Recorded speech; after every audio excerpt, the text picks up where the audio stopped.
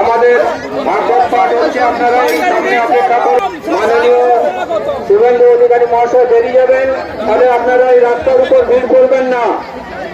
আপনারা মূল মঞ্চের সামনে চলে আসুন, রাস্তাটি একটু ভাগবত পাঠ হচ্ছে, আপনারা এই সামনে অপেক্ষা করুন।